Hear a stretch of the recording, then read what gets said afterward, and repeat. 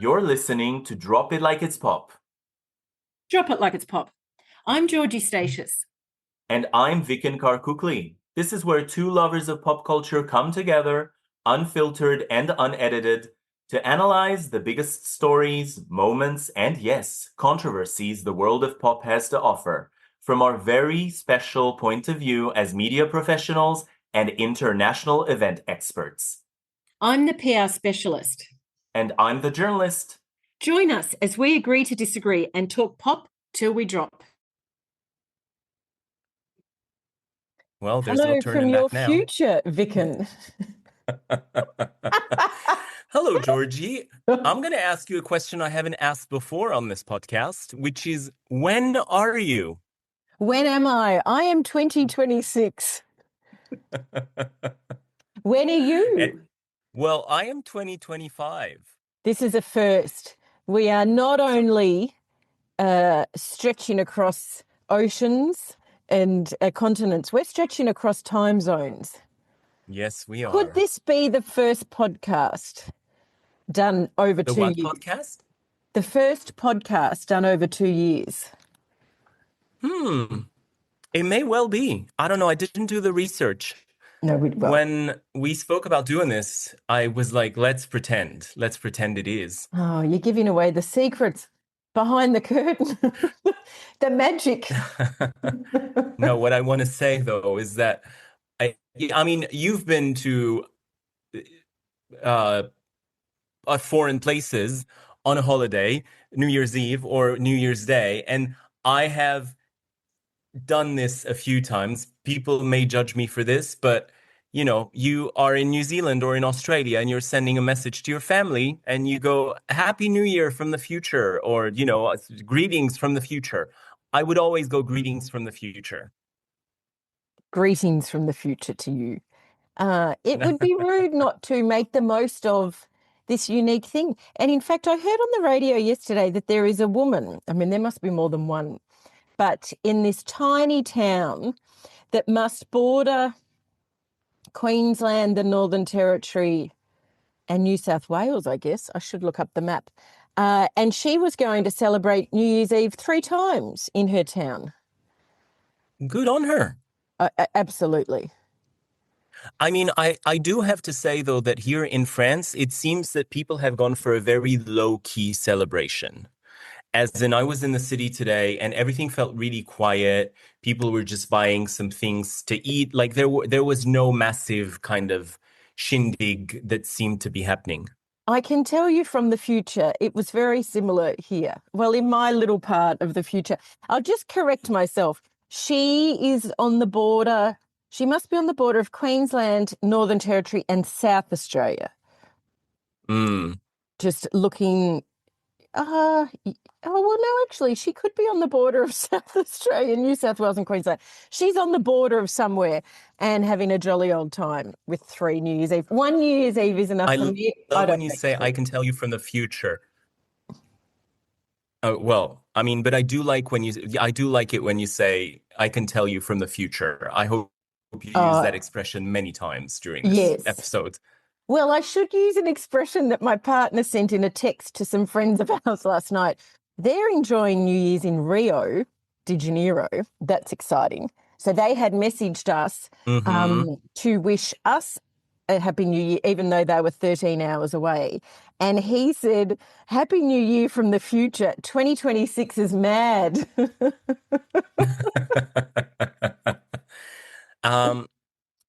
We're mad. We're mad. Wasn't that in Muriel's wedding or something? Oh, yes. Yes, it was. Yes. Party. Oh, you're mad, Muriel. No, it's wild. No, You're like wild. When the girls said, isn't it your wild. Weekend? No. Oh, is it you're wild? You're terrible. No, that was Muriel's sibling. But the Rachel Griffiths character, I'm sure, said to Muriel, you're wild. You're wild, Muriel. Yes. Yes. Well, this is the start of a new year for me. It's the end of an old year for you. Yes, absolutely. December 31st. It's been an interesting one. Yes, and we'll get into that. We are on a tight time budget because what we don't want to do is Mel C on the ABC coverage of New Year's Eve last night, who did just go over. There was a timing issue and she definitely played over the midnight thing because I could hear the Melbourne fireworks going and Mel C was still playing. And then they had to quickly go 8, 7, 6, 5. And so the Sydney fireworks must have held until her little set finished. I mean, she was only a matter of seconds over, but it was noted my phone had already clicked into 12. Oh, that's interesting. Well, I mean, do we get a few seconds delay anyway when we're watching television? Oh, I see what I you're don't know. saying. 'Cause No, it was quite Mm, rushed. Yes. I yeah. will tell you Okay. something from the future, which you might like to try out because I don't think it's just an Australian thing. But last night, if I text someone Happy New Year, the background screen of my phone went funny and had fireworks. Oh, that's interesting. Yes. Well, what we I've have not in seen that France feature now, before. well, the feature that we have now in France is that when you're on the phone with someone, you can send them sound emojis. Oh. So as you're talking to someone, you can send them laughter, applause, farts. Oh, sort of like an effects button in radio. Yeah. So I did it. So I was talking to my sister the other day, and she said something smart, which she often does, and I sent her some applause. Magnificent. I would be so distracted if I got into using that option. Imagine that. Imagine that. I Now, we mean, do need to if talk about your year because you're still. yes, What do I you am do you still. have any big hopes for the end of 2025 in the 2 hours that you have? Well, 1 hour and 53 minutes by my accounting. Look, I just want to stay warm because it's freezing out there. It's minus Ah, 8 degrees Celsius. I mean, not Chicago freezing, of but it's course. really cold, which I've been enjoying. We've had beautiful winter days with beautiful blue skies, but at the same time, very, very, very cold. So this is the coldest New Year's Eve on record for since I think 10 years ago in France. Is that right? Yes. Very cool. It was a very cool New Year's here. I think it was maybe 22 during the day. So it did cool down. It was a bit cloudy. It certainly wasn't a hot, Aussie New Year's. I did see footage of people lining up at sort of 3 a.m. to run to get a spot on the foreshore to watch the Sydney Harbour fireworks. I'm going to Right. say something controversial. Yes, I please. don't like fireworks. They bore me. Oh. And I Mm. put fireworks in the same category as waterfalls. You've seen one, Oh. you've seen them all. I don't get why everyone goes, wow. Like at every Mm. waterfall, wow. It's like, it's no different to the other waterfalls that you've seen. And I feel a little the same about fireworks. Mm. Hence the saying, don't go chasing waterfalls. Don't go chasing waterfalls because you'll be underwhelmed, is the Well, line that they cut out in their editing process. that's right. What I do want to say though is the waterfalls that have so much water falling that it creates a cloud that prevents you from seeing the waterfalls. Not a fan of those. No, and look, I should say, I'm not talking Niagara Falls or Victoria Falls or, those big Mm. mammoth waterfalls. I'm just talking, yes, sort of run-of-the-mill waterfalls that are still a tourist attraction. Just don't get the buzz. And I'm the same with fireworks. Once you've seen them, and can I just say, and we could see a little bit of the Melbourne fireworks from our balcony at home, our back. Yes. And when I say that, it was the kids' fireworks at like 9:10 we were watching. Mind you, there were fireworks going off all night, so everyone was having a great time. Not official fireworks. But I heard the fellow on the radio say, who was designing the fireworks, there'll be colours that have never been used before in fireworks. Mm. Oh, just. Well, you got to find a selling point. And then he said, and bear with us, you'll be rewarded if you stay until the end. What? Okay. And that's the other What did thing. money fall Fireworks out of go the on, sky they or go something? on too long. I watched the Sydney fireworks. I don't want to be a party poo, but they just go on too long. I'm more interested in a drone show, but I am aware that drone shows are very noisy if you're under them because of the I buzz. was going to ask you about drone shows because I mean, think about rewards and such. I've seen a few, especially in the Middle East, because they were kind of, um, they showed up earlier, it seems, in the Middle East. So when I was working in Dubai and certainly in Saudi Arabia, we saw very nice drone shows. What surprised me the most is that you can actually have smack in the middle of the show, you can have an ad for a company, which I mean, they do, and also a QR code in the sky. Yes, I do like that. They're not cheap, a drone show. I will say that. No, it was And someone's I got to don't pay think they're very for good the for the drones. environment either, I believe. I don't know. I think I they don't think might so. hit birds or something. But let's get on to the topic. I'm going to ask ChatGPT what you can expect from 2026. Okay. I've asked ChatGPT, what can someone in 2025 expect from 2026? Oh, okay. Someone's Based on standing. what's happened so far? Well, I don't. Well, I'm not sure the parameters that our AI friend is using, but you'll need to stand because it says someone standing in 2025 can reasonably expect 2026 to feel less like a new era and more like a turning point where trends that started earlier finally become unavoidable in daily life. There we go. Interesting. It's Do we given have me examples of what trends they're talking about? yes. Okay, I'll just give you the headline things. Technology, from AI tools to AI co-workers, work and careers, adaptation beats stability. Sorry, adaptation beats stability. It's very early here. Economy, even. No, oh my God. Let's just rewind to 2025. I'll start this again. Economy, uneven, not collapsing. Politics and society, polarized but tired. Oh, this is a bit depressing. Culture, meaning over spectacle. Well, we know that, and we certainly know that. Personal life, reset energy. The short version, maybe I should have skipped ahead to the short version. From 2025, 2026 looks like less shock, more responsibility. The future doesn't suddenly arrive, it settles in. Oh, no, okay. And then he was asking me if I wanted to break it down further, and I don't. So there we go. Thank you very much. Well, this is quite, I mean, we'll have to wait and see. Let's save that document and come back to it in our last episode of next season. We could do that. And then who do we sue if it was wrong? I mean, Well, that's a whole who other do we question. take this to? I'm going to now ask ChatGPT, what were the top 10 pop culture moments of 2025? Yes. And I thought we could then vote and discuss whether we agree with each one. Yes, please. I am doing this yes. live. I have not done this. I have no sneak peek in if it's going to work or what it's going to spit out. But here we go. I feel like this is where we need your effects button for a drum of sorts. Okay, it's generating. Here we go. Should we go for a countdown? Okay. Well, here we go. Oh, okay. Right. So, number 1,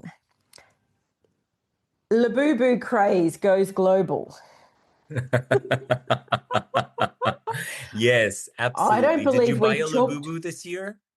No. Have you got one? Well, I've got one because my friend Maud gave me one. She was like, I'm buying you one. I'm like, sure. I mean, there's no saying no to Maud. Like, if she wants to buy you something, she'll buy it. Of So who am I course. to say no?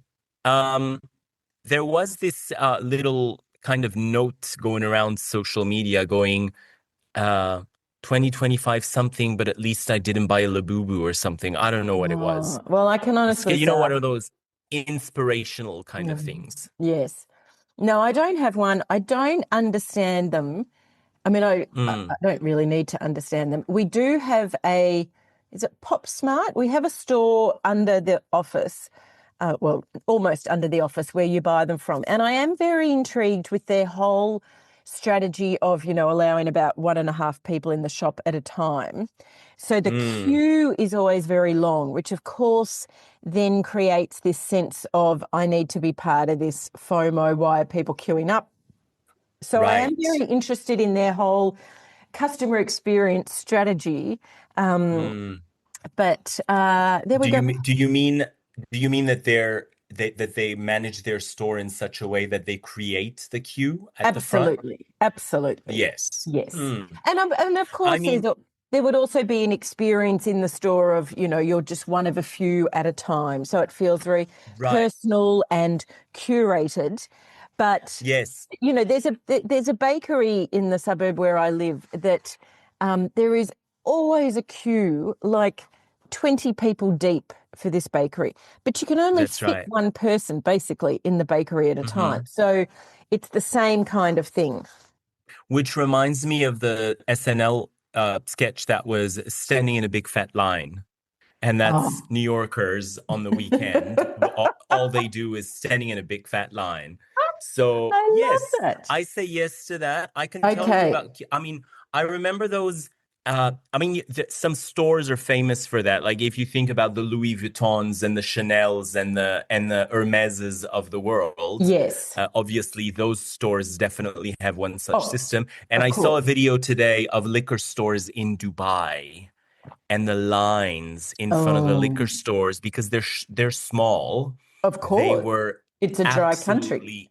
Yeah, they were semi-dry. Well, semi-dry, yes. Yeah, perhaps not as dry as some other countries in the Middle East. Okay, number 2. Or other Emirates. Yes. K-pop Demon Hunters Golden. The fictional K-pop group / song took global charts by storm, becoming a gross selling, becoming a cross-platinum hit and animation to reality cultural sensation. Yes.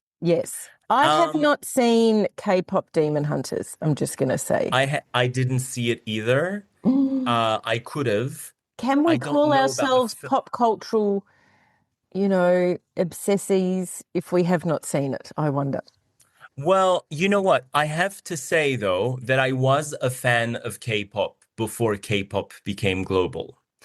And I really enjoyed, I'm talking about 10 years ago, so that would have been a long time. Yes. One of my favorite bands was a K-pop band called FX. I was obsessed with them. And so, yes, I was very familiar with the whole K-pop thing before it became the massive phenomenon that it is today. I wasn't on board with the music, though. I know the soundtrack was a huge success. Even the main song from the soundtrack, it doesn't. Sometimes I join the party late, so I might pull a Taylor Swift on this one as well. You might. That's a good segue into our next one. But just on that, the song, the big song is, I hear it everywhere and I always go, oh, now who sings that? And in fact, someone sang it on the New Year's Eve broadcast. And I'm like, who sings that? And then I always go, oh, that's right. It's from K-pop Demon Hunters. But it just can never stick in my head that that's where the song is from. Right. But I really like it when I hear it. Number 3, Taylor Swift's engagement and cultural influence. Swift's personal life and continued chart dominance remained a major conversation driver all year. I think we would have to agree with that. Yes. Okay, moving on, because I'm conscious. Oh, no, I do want to say a couple of things about Taylor Swift. Very briefly, if you don't mind. So, interestingly, the only thing that took me to the movie theater this year, I realized, was the Taylor Swift event. I haven't been, like, that's the only time I went to the movies this year. I am ashamed to say. Timings never worked. Snowstorm in the US when I wanted to see Wicked. I mean, a whole heap of things. So that didn't work out. I do want to say, though, and I still love Life of a Showgirl, still listen to it. I have opinions about all the acoustic versions and why I ended up buying 4 different CDs to get all the acoustic versions. But I do want to say this. With the rollout of Life of a Showgirl now, selling 4 million the first week in the US, it kind of kills the concept of rolling out different singles from an album because Yes. everything has been so massive from the get-go. What is she going to do now? Is she going to release a video for Opalite, which has been in the top 5 of every chart in the world for the past 3 months? You know what I mean? I Before, we do. used to kind of wait it out. Like But have, she's waited too long. You wouldn't usually have this long between a first single and a second single. no. So I Well, think but the fate of Ophelia is still like top 5 in the United Kingdom, that's and right. certainly once all of the Christmas songs in the US disappear from the charts, it'll Of course. skyrocket back up. But it's nearly 3 months old, and you wouldn't I usually know. have 3 months Doesn't between the feels first like single and 7 the years second ago, single. but anyway. Can I tell you someone who has got on the Taylor Swift bandwagon through a very different outlet is my mother, who is obsessed with the AI cat videos to the fate of Ophelia, where the cats are dancing and they might be in like sort of showgirl outfits, or they might all be in a car on a road trip. And they did one for New Year's Eve. She said she knows that song off by heart because she just loves them. They bring her so much happiness. I love I it. am very happy to hear that your mom's happy with that. She's very, and she's very funny talking about the cat videos. So in a very cute way. I mean, she's always been a big pop culture person, I must say. I grew up with two parents who, were big pop culture people, but mum has always been up with what's, cool in the zoo. I like that. And I was having this conversation with my dad the other day because my dad was a cab driver. So he had the radio on all day long in the car. Of course. And I think the first time I heard someone mention Selena Gomez in France yes, was my dad. Because we were in the car and the radio was on and I went, that's a good jam. He's like, yeah, that's Selena Gomez. Oh my gosh. Props to your dad. So I love thanks, it. Dad. Yes. Okay, number 4, Demon Slayer. Infinity Castle becomes a global box office record setter. Anime hit massive milestones reflecting the genre's growing mainstream acceptance. Well, I don't know enough to respond to that. No, I don't know enough. It's first time I'm hearing about it. Is it what Demon Slaying is in? Demon Is that what you're Slayer, saying? Infinity Castle. Is it? Oh. No. I mean, there's only one Slayer for me, and that's Buffy. Well, Buffy. Maybe we're too old OG for Slayer. this list. Could that be true that we're too old? Okay, next one. Major award show moments. Well, you like a good award show. Major award show moments, big wins and performances like Kendrick Lamar at the BET Awards become talking points across music and cultural communities. I mean, the BET Awards are something very special to the African American community. And when I was going to say, tell me more about those because I don't know enough. Yeah, I mean, and we've mentioned this on the show before. I think it was 2 or 3 years ago, maybe the first time that I was watching them living in the States, and I watched the whole ceremony, and they had a full-on segment about what hair represented for the African American community, managing, and it's been a topic that has come to us through fiction in This Is Us and other television shows where so they actually tackle really strong social components that are meaningful within the African American community and not the American community at large. Can I just pause you there? And I can't think who it was. Chris Rock comes to mind, but I don't know if it was Chris Rock. Someone, and this was during Oprah, sort of, Oprah's height, because I remember it being talked about on the Oprah show, made not a documentary, well, maybe it was a documentary, but talked about weaves and African American women's hair. And there was huge controversy of kind of this unspoken thing about hair and what we see and what we don't see, and that it wasn't this person, and I can't, I should fact check it. I don't know why Chris Rock keeps coming to my mind, but who were they to tell this story? And it was huge news at the time because it was something that was not spoken about with we and wigs and so forth. For me, it created conversations because I had a friend living in Dubai who was from Kenya, and she had two young daughters. And I had a couple of friends actually. And I actually asked them because you won't know unless you ask. So I Yes. ended up having this conversation with how much of, I mean, not part of your culture, but how, what does it represent for you? Yes. And she was not African American, she was African from Kenya. Yes. So we actually had that conversation, and it was a very interesting one. That said, if we watch the past few episodes of Amy Poehler's podcast, there was a segment in which Amy Poehler revealed that she was wearing hair extensions. With So Mariska every Hargitay. woman, Yes. yes, every woman that we now see on television, and we've spoken about this in a previous episode where Terry Hatcher would get grilled on the red carpet, going, "Oh, they tell her, your hair looks amazing," and she'd go, "Thanks, it's a wig," which I find very refreshing that she was so kind of abrupt about it. Yes. I just have fact checked myself. It was Chris Rock. Good Hair was the film, 2009. Yep. Yes. No, you're absolutely, absolutely. So how did we, we were talking about Big Show. I was like, how did we get to hair? We were talking about. With BET. Yeah, because we talked about BET. Yes. I feel that just to wrap up on the awards show thing, I am slightly less interested. I mean, I remember those all-nighters that I would pull because of the time difference. And, we would message, you and I would message in real time our comments on the shows and everything. I used to take the day off to watch the Oscars because it would be during the day. I used to take the next day off so that I could sleep at 5 a.m. when the show ended. Oh, those heady days of award shows. Well, I mean, yeah. I know. They were really good at some point. Yes. I don't know if I have a standout thing from an awards show this year because I do find I'm a little underwhelmed by them. What I will say that I did find interesting was Chapel Roan playing Pink Pony Club at the Grammys, I think it was. Yes. And that was an old song. Like that was not a new song.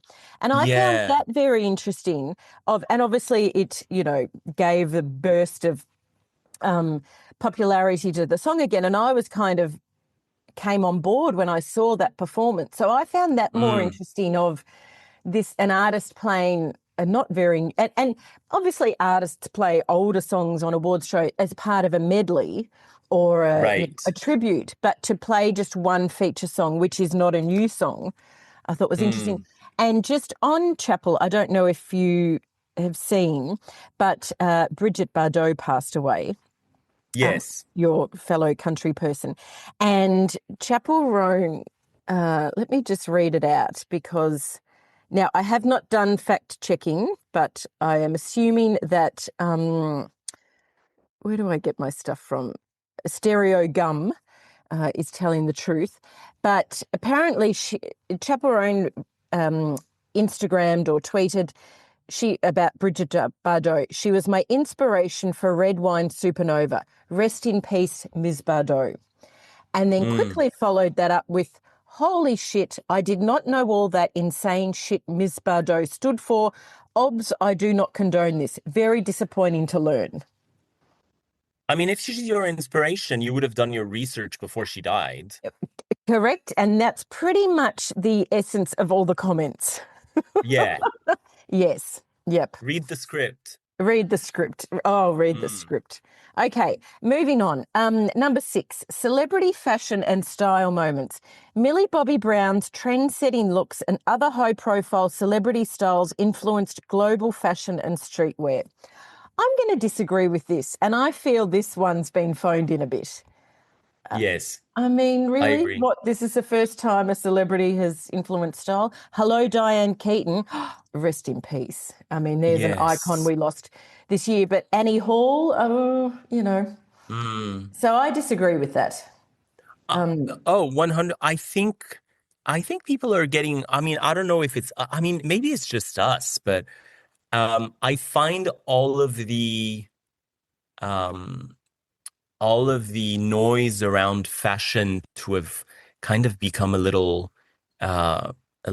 annoying. And I mean, the Met, a lot of those events now to me feel like some kind of waste of time and space Yes. sometimes. And I think they're trying to think outside the box and trying to come up with new concepts. And the Met Gala, from which I believe Nicki Minaj was disinvited, Ah. uninvited. I don't know what word to use. But yeah, I don't know who's interested in those anymore. No, and doesn't our good friend Jeff Bezos is very involved with the Met Gala now? I I do don't know. I believe. think it's all very self-congratulatory and also not very well organized. Like if you watch the whatever color carpet and the staircase, it's always a big old mess. So I don't know if they do it on purpose or if they don't have a photographer's briefing or they don't know enough to actually brief the photographers properly. It's all very hectic in a It is. bad way, not in a good way. It is. And I've seen the movie, what is it, The First Monday in May or whatever it's called, which is Yeah. the documentary. And I just found some things that were going on in there. I think you and I would have gone, we would have been a little bit more organized with this. I don't know. Yeah, Yeah, probably. I mean, Mm. that could open up a whole conversation about fashion and the role of fashion. And you're right, like, are we getting older? And so we're moving out of that time where it would have Yeah. meant a lot to us. And maybe the same with awards shows, although not because they don't rate like they used to. I mean, when I worked at Channel 9, to get a spot in the Academy Awards, like it was such a big deal, which, I mean, you kind of really have to search the stations now to find who's playing it. I do have to say, I want to point out the difference between being interested in clothing and the brands and fashion. I'm still interested in the clothes and uh, the trends and all, but Of I'm not course. interested in all of the noise around it. I Yes. still love to buy clothes and kind of Yes. play around with that, but yes. See, I would say my fashion moment not for this year, for last year. Yeah. See, Oh, you mean this year? yes, your next year. Yeah. Last year was Paris Fashion Week, and I think I talked about this, of the amount of fashion houses that had new designers. Like, I Oh, think, yeah. one of them, it was a year with one of the most amount of changes. So the collections were really interesting because there were so many changes. I mean, Jonathan Well, Anderson, who I'm obsessed with at Dior, mhm. taking on men's, women's, and accessory line, which is, you don't Yes. usually have someone oversee all of them. And I do like that image of him just walking along the river in Paris, putting his ciggy out with his little tote bag over his shoulder, Hmm. his jeans and his jumper. So yes, that would be my fashion moment if we were going to have a fashion moment.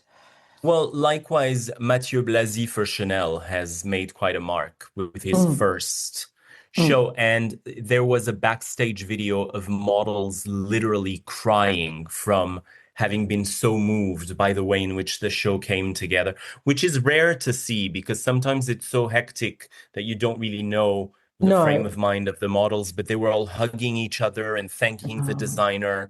It was very elevated. Do you think they were just hungry? Oh, that's a low I don't know, dig. maybe. That's a low dig. Maybe. Give No, us but I like that. I snacks. mean, it's like when you watch a musician cry when they're singing a song that they are so Yeah. invested in and Hmm. that takes them to a place. So I can absolutely understand that emotion for models, particularly if they've been taken on the journey with the designer. Like you see those things that the models are basically running from show to show. I Um, know, and yeah. it's manic and I mean, it's just bonkers. But they must have really felt a part of that show, 100%. which speaks a lot for the fashion house and the designer. Yep. Okay, moving on to number 7. Coldplay kiss cam meme craze.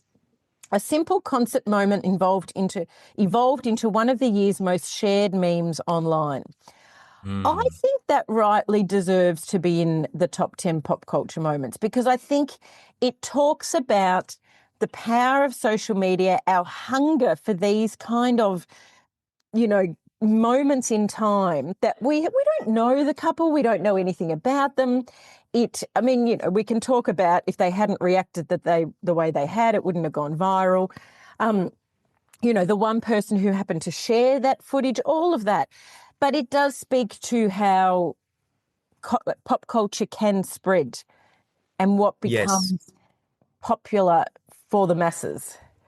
I agree with you. And I think it also speaks to the fact of, do I want to be put on a giant screen if I'm at a concert just, minding my own business?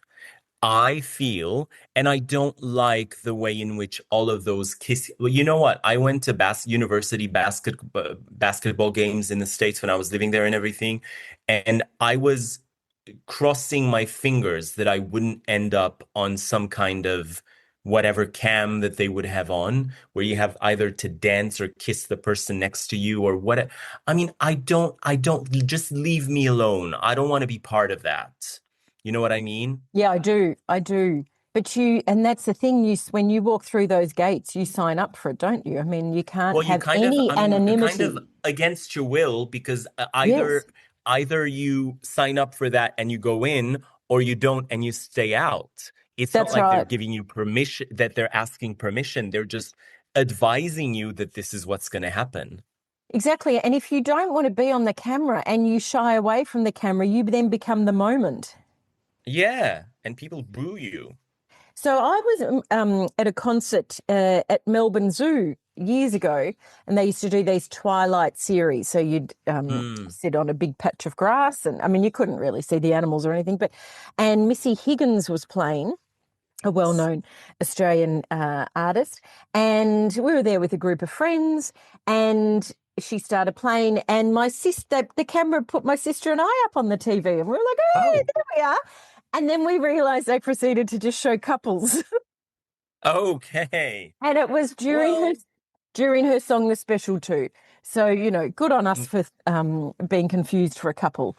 But it does. But that's also why I don't like conversational comedy so much, where the comedian is on stage and literally just chatting with people, probably some of whom don't want to be spoken to. They just want to be there for the show.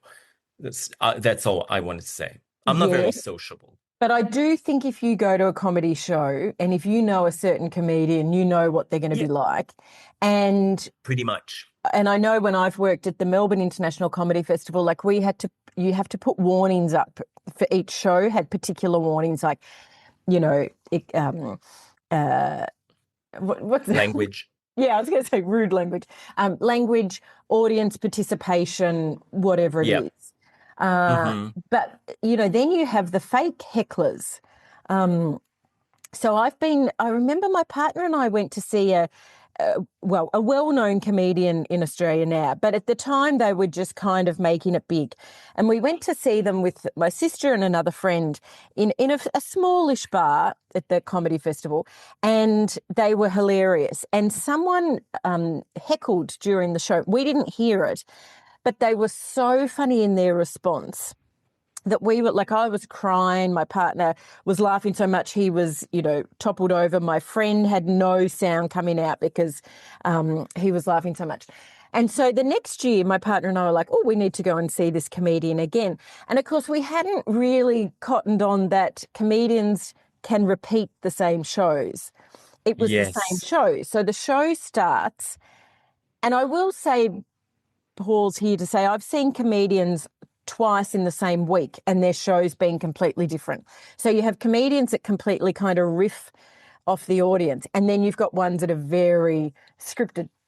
So now we are in a huge theatre, and it's a following year, and the comedian starts, and my partner and I just turned to each other, and it was word for word the same, including the heckle. So, of course, and apparently, actually, someone I was talking to said there's a whole podcast about fake heckling. Oh, really? Yes. And that Wow. Okay. people have won That's awards niche. at comedy festivals based on their response to the heckle that was a fake heckle anyway. Love it. So there we go. Okay, number 8, sports crossovers into pop culture. Moments Oh, from athletes like AJ Wilson and Shadur Sanders, don't know either, captured both sports headlines and cultural attention. sure. Yes. No, I mean, obviously, I think Taylor's, love story with Travis obviously played a huge part in kind of having those two worlds collide. And, Well, we yeah, have had A-Rod date quite a few celebrities before. yes, but I think this one kind of rang different. I don't Oh, know, no, for I'm some reason. joking. I mean, because Yes. it's Taylor, and then he's a huge star in football. The sporting moment for me of the year was that young Aussie football player who cried when he was asked about his parents. Because he said Oh, they yes. asked him how long it had been since he'd been Yes. to Australia or that he'd seen his Yeah. family, and he said that he missed them a lot and started to cry. And I felt it was a very organic kind of moment of Oh, vulnerability of these people thrown into a completely different world at such a young age and showing a bit of emotion. I thought it was great. oh, absolutely. And that got quite a bit of coverage here. And I think it's not just that he's in a different country. I mean, it's not huge, I mean, it's different, but it's not hugely culturally different. But I think what sometimes is lost in all of this is what they have had to do to get to this place. So That's right. we had the Australian Football League, so the AFL, which is like our NFL, Yes. draft a month or so ago, and one of our family friends' son was in the draft and actually got picked in the top 10. So we were keen, I've never watched the draft before, but we were keenly watching. And I don't know if we spoke about this, but, a lot We of it did. we did Yes. because, Yeah. and there was a couple of snide remarks by some idiot male journalists Commentators. Yeah. talking about, you're getting emotional. It obviously Because means, they were showing what? emotion. It's all the work that these kids have had to do up until this Yes, point. that's Um, right. plus they're doing their final year of high school. So Yeah. it's all the stuff that comes before, which I Mm. don't think is spoken about enough. I think so. The name of the player is Archie Wilson. We should say that. So Ah, I commend him for, I think it was just a very organic reaction. yes, yeah, Sometimes you're on emotional overload, and I'm glad that I mean, I didn't hear anything negative said about that. I I mean, agree. think about Jason Kelsey, who literally spent his time crying for so many different reasons Yes, in his documentary. Was it on Prime Video, I think? And he's still, yeah. No one has anything to say about that, and I love that about him. I love correct. that Yes. he gives Oh, so few F's about anything that oh, it just lets him be himself. absolutely, absolutely. And Mm. I just think his daughters have the most amazing role model Oh, as a 100. dad. I like Oh, their mom too. I got very emotional then. I find this time of year very emotional when you have lost your dad. Mm. Yes. But I just see him and I think, God, those girls have an amazing dad. And I think I get Father emotional figure. because I had an amazing dad. Yeah. But you're Yes. right. So I just want to say one thing, which is an Australian, well, it's not a pop culture moment, but it's a sport moment. Because there is a lot of conversation that there has never been an openly, well, a pub, what's the word? There has never been a person from the LGBTQI community be open about their sexuality from the AFL. Now, we know that Oh. there are gay players in AFL, men's and women's. Of course there would be, it's a cross-section of society. But it is not a league that has ever had someone open about it. The NRL, Mm. which is the rugby league, has had past players open. And so this year, one player did come out, Mitch Brown, who's a former West Coast Eagles defender, and he's the first openly bisexual player. And he made history by coming out to sort of, there's a lot of conversation of the weight on that first player who comes out.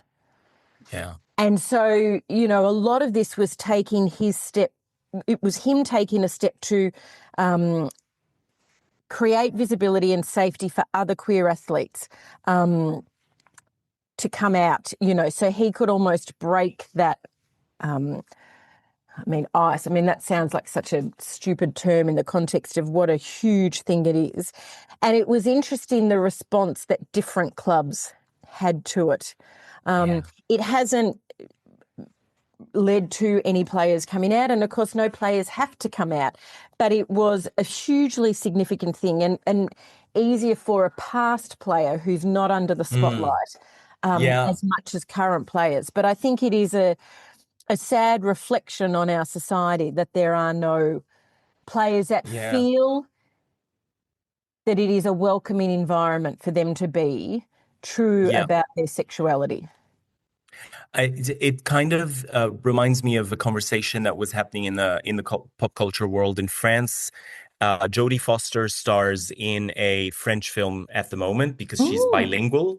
So she's got a movie out, and so they were asking another French actress who is very popular as a stand-up comedian, very popular as a television actress, as a public figure, but has never achieved the level of success that she maybe wished she had in classic cinema.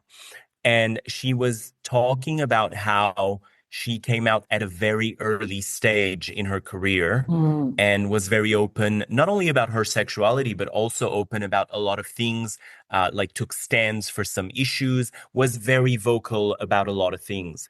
And she said, if I were to do it again today, and she literally said that she would choose kind of like the Jodie Foster route of keeping her private life private. And Jodie Foster came out when she had nothing left to prove. She had become the icon that she was, and she had been that icon for quite a few years already, but she had nothing left to prove, so she could kind of call her own shots. So it raised a very interesting question of when is the right time and at what point of your success. I mean, not a lot of people reach that level of iconic presence that they can no longer care about what the impact is going to be. Yes, absolutely. And of course, we're not saying people have to come out. What we're saying is it should be a welcoming place, whatever people decide to do and whatever. But it also has to do, if you talk about sport, like if you talk about the different clubs and everything, it has very much to do with the management of the club and the person who's running, like the different teams and stuff. Oh, the culture. It depends on how those people are wired for some reason. Absolutely. And, as much as I would like to think Australia is a very open and progressive society, you don't have to go far to hear some pretty awful comments made. And the kind of comments that are made at, and I don't want to be disparaging to local football clubs, but, you still hear of comments, and you still hear comments that are very from, another era that still exists in 2026. Yes. Yes. Okay, on to number 9, music hits of the year. Songs like Taylor Swift's The Fate of Ophelia, Golden, which we've already talked about, and Olivia Dean's breakout tracks shaped playlists globally. Yes. Yes. I mean, I think we would absolutely have to talk about The Fate of Ophelia, which we have. And, that was massive. And we should probably also tie in with that, and you've kind of mentioned it a bit, but that whole countdown, if Taylor put another countdown on her website, I remember one countdown was just, I don't know, free for an orange-themed record or something. It was like a countdown for a countdown, but it certainly whipped us all up into a frenzy. Absolutely. And I was very, I mean, and it's very disconcerting because sometimes you see a countdown and you don't know what it's for. So and you don't know if you can click anywhere. And then Oh, sometimes you go to the website to buy something else or to look for something else and you can't because the whole site has been hijacked by that countdown. yes. So, I mean, masterful marketing. Like there is no denying. I mean, I don't know if you saw the latest collection that dropped with all the Christmas ornaments. Um, so No, I didn't. um, I no. well, But I I mean, they was had given a Christmas Taylor ornaments. Swift. That was a small chihuahua in a tiny purse from the song Actually Romantic. So every single lyric that can kind of hit something somehow is turned into a Christmas ornament. Every Christmas ornament was $25. If you want to decorate your entire Christmas tree with a Taylor Swift theme, imagine the amount of, oh, and some people are willing to drop that kind of money. It's Look, absolutely fine. why Sequins not? are forever. I mean, there's a shop in Melbourne, a Danish shop that was had an Christmas ornament that was a sprig of broccoli or a floret. What do you call it? A head of broccoli. I don't know. So I mean, Um, really, you can have an ornament for anything. yes. Yes. I mean, Uh, but but you're well right. done Like her I for all the, think the marketing and the merchandising of Taylor has been out of this world this year. oh It's my been a God, lot. so much stuff. We'll call her Cleopatra. Not since Cleopatra had we seen such Not global since dominance. Cleopatra. But I think I mean, it was only 3 short months ago, but really her, breakout not breakout, but that rollout and, her absolutely on point media appearances and so forth. And you still will not hear a bad word about her from anyone. Like, No. there are no whispers about this person being a Mm, bad person. And you cannot. right. I don't care how good your marketing is and how tightly wound your PR machine is. There will always be someone giving a little bit of truth, but you just don't hear it, which she has to, I mean, I just keep going back to that Graham Norton interview I heard where he said, for a billionaire, she is so down to earth and lovely. Mm, And he's come across yeah. a lot of people on that couch of his. Who Um, aren't? who aren't. That's right. Mm. Okay, and Olivia Dean. I mean, isn't she just I a like ray of Olivia. sunshine? She absolutely is. I think her charisma is next to none, but I think she's very No, I think I used the wrong expression.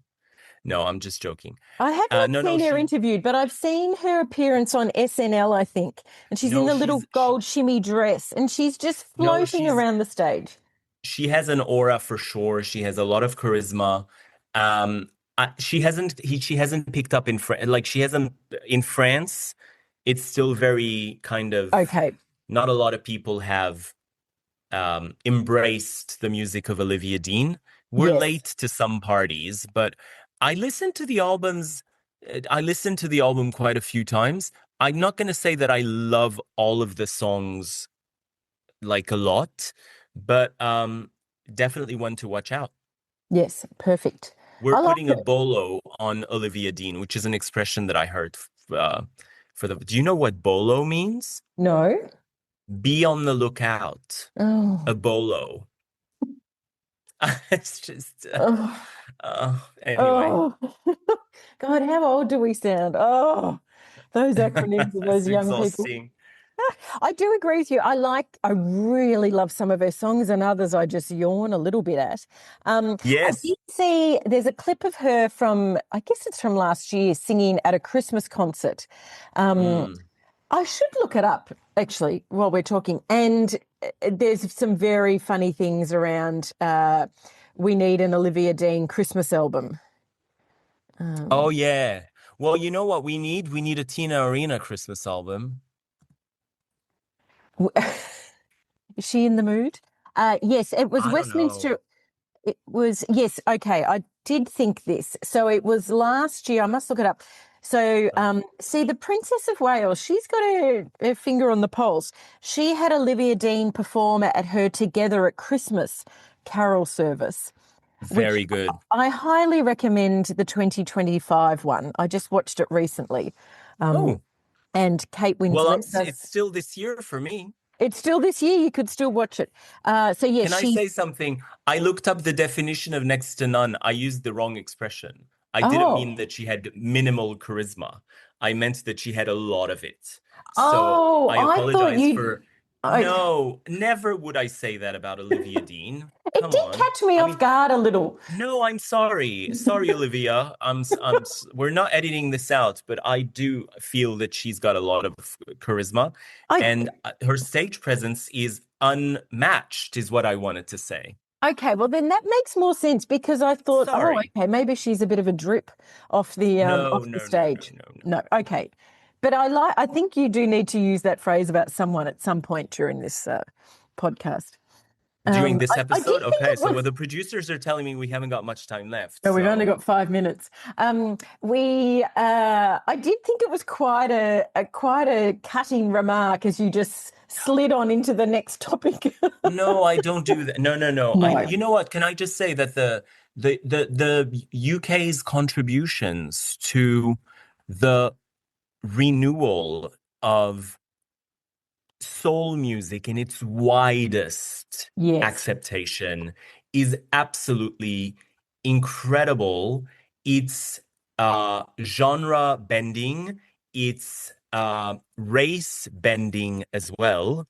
So it's very, if you think about artists like, Adele was almost considered soul music when she came out. Amy Winehouse. And then if you think of artists like Sade and Emily Sandé, and even back in the 80s, George Michael and Lisa Stansfield would top the R&B charts in the United States. Yes. So, So the UK's contribution to...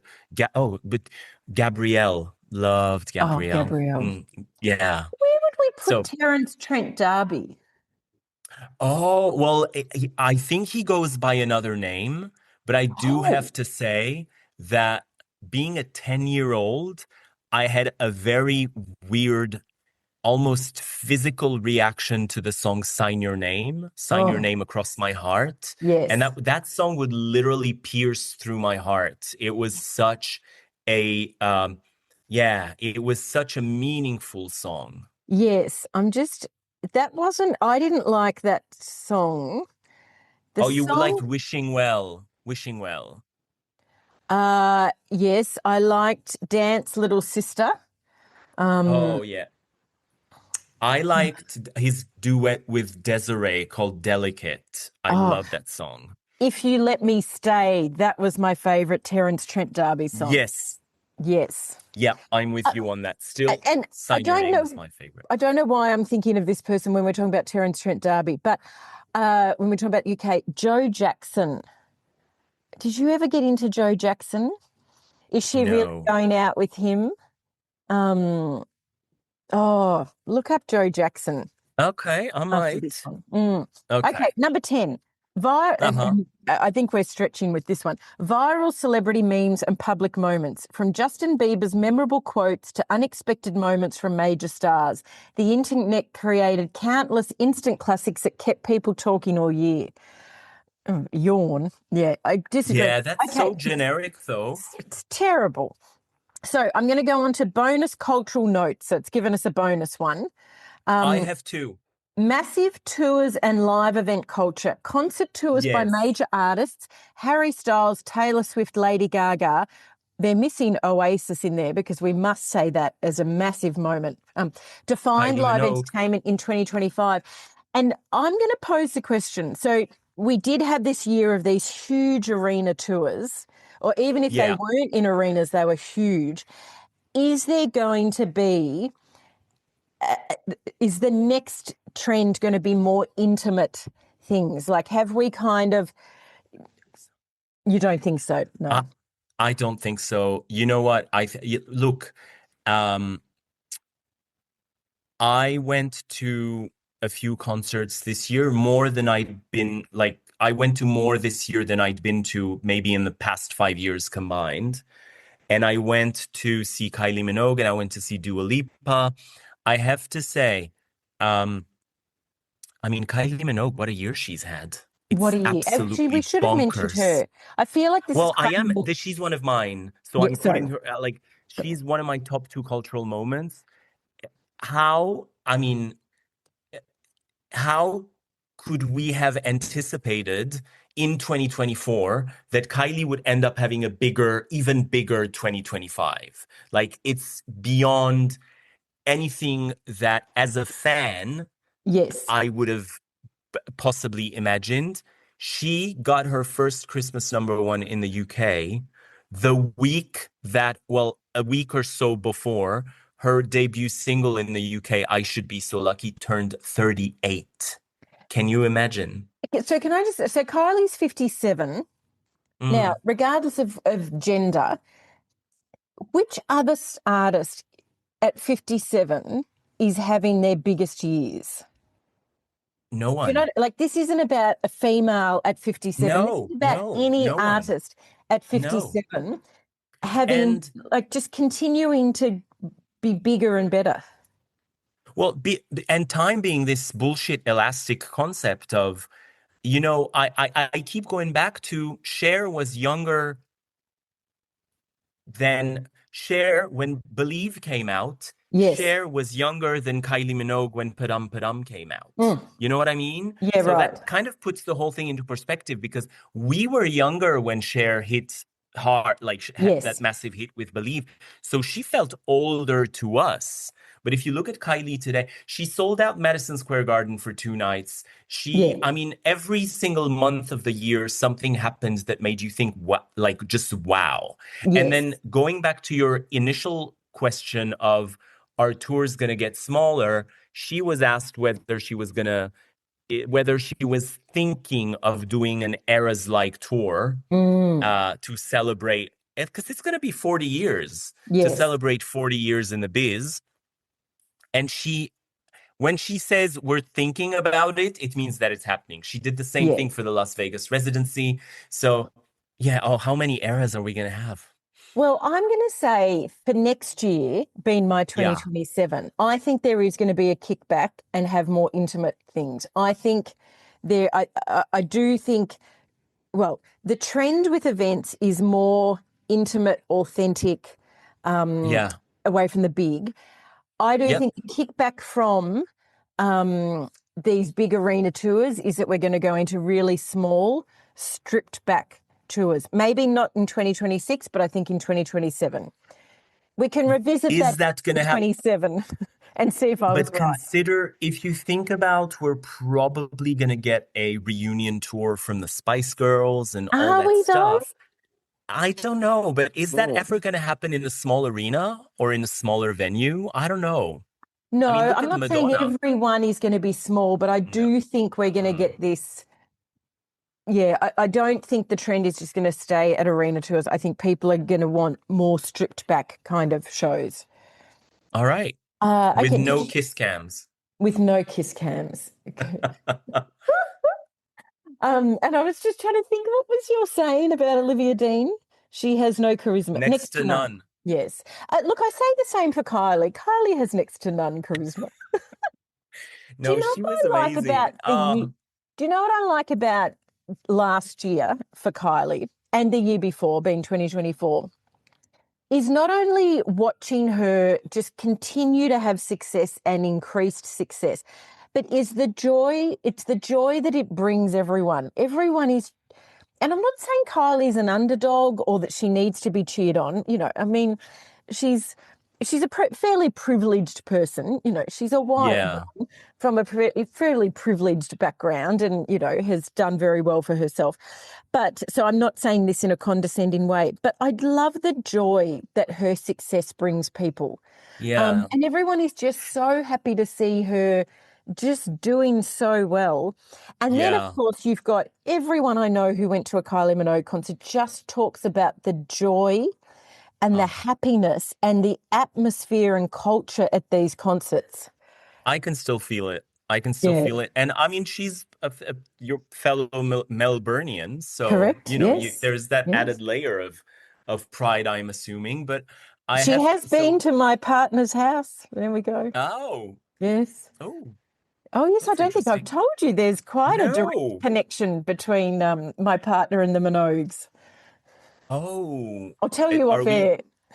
Yes, thank you. Mm, Yeah, I do want to hear about that. No, yes, Kylie posted something on Instagram and she was like, thank you. She calls her fans lovers. So she was yes. like, thank you, lovers, and ever. And so I read the comments and everyone was going, oh, no, thank you for all the joy you. And then I replied, you're welcome. Well, come on. I bought 12 How, different formats of the Christmas album. I bought tickets to the concert. I bought merch. I bought anything you can possibly think that Kylie put out, except for the jigsaw puzzle that she put out that came out with the Christmas album. So I just sometimes when someone thanks you, so I did say, I said, you're welcome. It was fun being a fan this year or something like that. how Not that many she's likes? How many likes is your comment up to? I have no idea, nor do I care. But I'm thinking it got next to none comments. Oh, I'm obsessed if I write a comment on a public thing of. I've got in Oh a little yeah, bit of a war with someone on a travel blog on Instagram. Okay, all right. Because it was a travel and it was talking about overrated places, and it had Venice and Santorini on there, and it talked about the crowds. And I wrote, well, go in winter, it's the best time to go. And I have been to both places in the heart of winter, and they're spectacular. And people have not taken well to my comment and go, oh, well, I was here and it was cloudy and overcast. Like, oh, please. Okay, so I'm just anything else? I thought could we have 4 more minutes? Yes, I Yes. just want to say one moment that I want to add. Yes. Oh, can I say it now? Yes. We've spoken about this before, and I'm talking about pop culture. It's not pop culture per se, but it's become a bit of a pop culture phenomenon, especially if you look at what was happening in the socials, was Zoran Mamdani's mayoral campaign in Oh, New York yes. City. Yes. I have to say that every single thing about that campaign was iconic, from the visuals to the social media content to the clapbacks to, I mean, his best marketing tool was his smile and Mm, his kind of like kill him with kindness attitude. But then when he needed to clap back, he would. And it was such a masterclass in masterful communication that yes. I still consider it to be, because if you think about Barack Obama's campaign, it did end up being a pop culture moment. Oh, And kind of like absolutely. if you look at the Obamas now, you kind of wonder, was their goal to ever be politicians or was their goal to just be pop stars? And I'm seriously asking myself the question. Wow. Okay. Interesting. Mm, But we can we can park that for next season. But yeah, yeah. but if you think about like the posters and all that stuff, those images have become quite iconic, is what I meant to Oh, say as well for the absolutely. Obamas. That's Yeah. where my mind goes to. Yes. Posters. Yes. Yes. Mm-hmm. Okay, well, I've asked our good friend ChatGPT about predictions for 2026. It's very long, so I'll just go the overall themes: technology and authenticity. AI and digital culture continue reshaping creativity, but there's a parallel push for real connection, nostalgic comfort, and expressive individuality. But it does talk about, where is it? Shift, particularly in streaming platforms are likely to shift from quantity to quality. Fewer releases, but bigger cultural events, plus more nostalgic catalogue content, blah, blah, blah.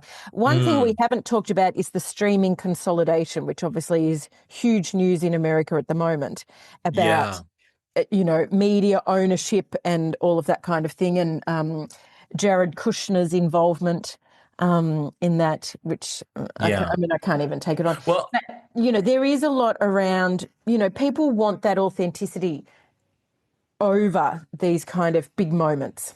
Yeah, I think I mean, the consolidation as kind of like the media conglomerates and all that stuff, it kind of raises the question of every single artist now, when they make an artistic choice, particularly if you're talking about an actor, if they align themselves with one of the big streaming services, it's almost like they're siding with an editorial line because Mm, we all know the political leanings of this group or that yes. group and the kind of power plays and all that stuff.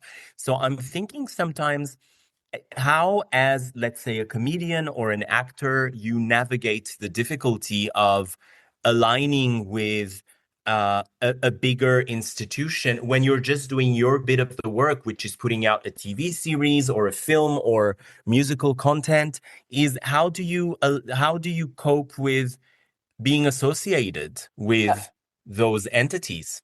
Yes. Well, we've seen Hmm. that with even the tours and, Live Nation, Yeah, um, and who does and doesn't want to be associated with them. that's right. I just picked this one out from Music and Artists. It's emotional albums over viral singles. A trend towards albums that prioritise storytelling and emotional depth is predicted, with genre bending and global influences rising. I mean, I would say that has been happening anyway. I can't think of the last viral single when you think of like Gangnam Style and, those kind of, Oh yeah. we haven't had those viral singles. I do think, from Adele to, well, I mean, Taylor, our storytelling in music has been very strong. Mm. We don't really Yeah. have the one hit wonders as much. I mean, I'm sure I'll hop off this and then think of all these one hit wonders. But No, and also because we kind of like have the surprise drops now. So that's yes, kind of like the timeline, the very established timeline that we used to have when music was on physical format only, no longer exists. So that kind of killed some of the formats. yes, And I think it's just become a collector's thing to wait for singles to come out or, buy them on the websites of the artists and everything. yes. So, mhm. Do you know what I like about AI is just it does not, it has no thinking capacity because as I read and knowing, listener, that we certainly are kind of being a bit tongue in cheek by asking ChatGPT these things. We don't seriously Yes. go by the trends that ChatGPT is telling us. We just thought this would be a bit of fun. But as I'm reading down the predictions for 2026, half of them contradict each other. Like, Yes. yeah, there's not much critical thinking in AI, which obviously we know No. that, and we know it's sycophantic, and we know it tells us what it wants us to hear, what we want to hear. So please know that we are doing this very aware of that. We are not using this as a Mm, research. I should have used Perplexity, which is actually a research AI system, but we just thought it would be a bit of fun. But it is, I do like reading down going, well, that completely contradicts the trend above. that's right. Yeah. I think it's about what we want to hear, but it's also about, if you say something and the opposite in the same sentence, then, no one will come for you to say that you weren't right. Well, it's now 47 minutes until your future. Yes. And it's 9 hours and 13 minutes since my past. Well, I have to say, I'm very happy because I will join you again on your side of time. So I felt very disconnected from you for these, like, what was it, 10 hours? Yes, you feel like quite a Luddite at the moment. Yeah, I mean, yeah. You're Look, it's very funny though to have behind. done this. You're It's very it's funny to have antiquated done over there. this. Yeah. uh, Well, I mean, Tell me, give me three top things you're looking forward to next year. oh wow. What am I looking? Look, it was oh, I mean, the 2025 I've had. I was living in Yes. the States in January, and I'm back in France and went to work in Germany in the summer. So there's been a lot of coming and going. There's been a few um, there's been loss in the family. There's been friendships rearranged. There's been a lot of those things that we all go through. And um, I, it's not so much what I'm looking forward to or what I'm expecting. It's how I am approaching the year. I think that is going to be for me the main point. And um, I feel, and you know what? I guess it's okay to say this at the ripe old age of 47 years old, that it's the best I've felt in the past decade. This could be your So Kylie Minogue year. I am leaving 2025 with a lot of lessons learned. And Yes. I mean, just taking care of myself in ways that I hadn't done in many years and approaching things in ways that I hadn't done and focusing on what matters and being aware of what needs to be worked on, I guess, was definitely a lesson in resetting your life for, a better but it's something that you work on every day. So, Well, I yeah, have been I don't getting a know. lot of Madonna's memes. releasing new music. That's something I'm looking Well, forward to. that's exciting. No, Yeah. but I've been getting a lot of memes about, the year of the snake, which we were in, and Oh, the yeah. year of shedding. And so I think that Yes. aligns with a lot of your year, Yeah. whether in friendships or work or things Mm. that you are holding on to. You've had a Mm. year of shedding, and that's very Yeah. powerful. Yes, absolutely. And I do want to. There was this game the other day on, the first four words that you identify in a like crossword-like Oh, environment in the thing with all the letters yes. are kind of going to define what your year's going to be. So I found four and I wrote them down and I'm going to come back to them Oh, to I see. like But that. if those are the four words, then I'm game. Yes. I'm not going to say what they are. I'll No, tell no, you. don't. No, no, no. Uh, I What like about that. you? No, I'm not as deep as that. Mm, But I think sorry. so. I will be coming into my second half century, having turned Yeah. the big 50 this year, and I think it's like you were saying, and like actually ChatGPT was saying, it's about settling into a new era. It's not Yeah. this massive transformation. I think as you get Mm, older, you know what you want. You're more confident. You have more clarity. You don't put up with crap. You don't put up with yeah. shit. You don't need to. Yeah. And so I think more of that, I would like to say. That's right. I'm Yeah. And going to, also, I've got a couple of big pop culture moments, though, already planned.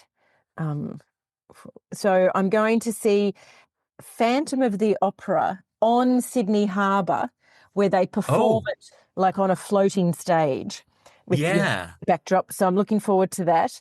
I'm going to see our good friend Sophie Ellis Bextor in a very small venue. And as you Yes. know, a big fan of Sophie. And I am going to see in just a couple of weeks' time, for the first time, the musical Cats. I am very, very, very excited about hearing your feedback about it. We I, were telling a friend, and he said it's the worst musical ever written. I So mean, we're going in with open eyes, and mhm. open hearts, but Yes. but I'm very excited that that we've already got those three exciting things booked in. I love it. What have I got booked in? Well, I have three exciting things booked in. Yes, Is that I'm gonna see Tina Arena perform in Paris in yes, October. yes. And then the second one is that I'm gonna see Tina Arena perform in Lyon in October.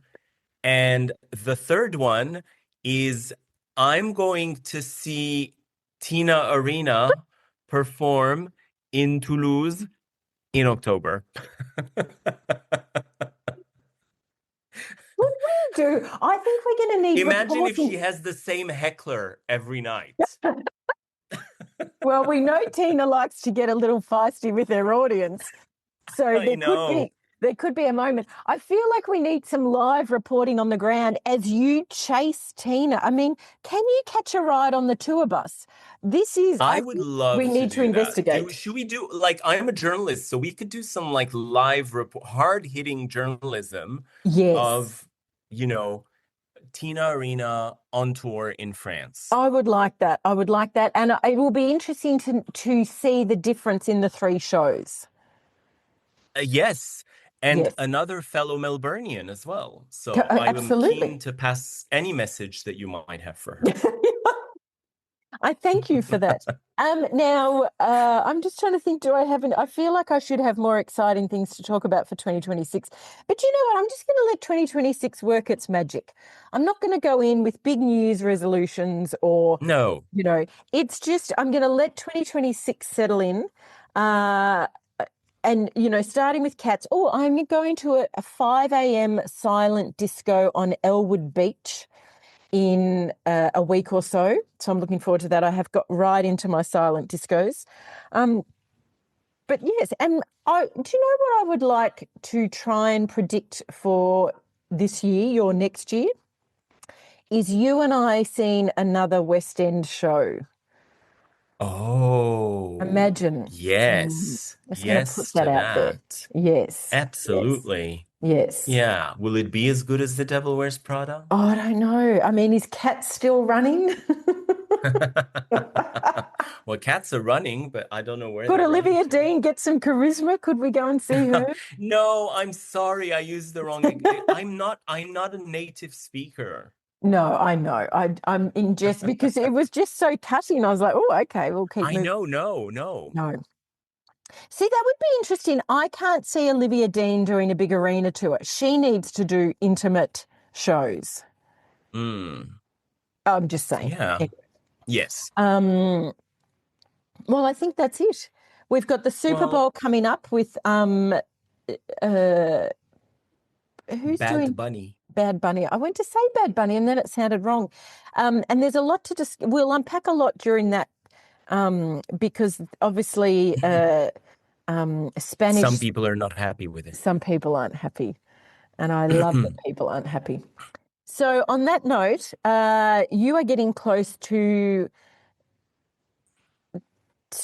joining you in the future. Yes, sorry. Yes. 2026 is powering down already. So I wish you a good end to your year. Thank you, and I wish you a happy new year from where I'm standing on the other side. And try out the text thing. Also, because I will allow myself a personal moment and thank you for your friendship and support through the past 12 months, because it's been a year of many changes and you've been here every step of the way. So I thank you very much for that. You're welcome.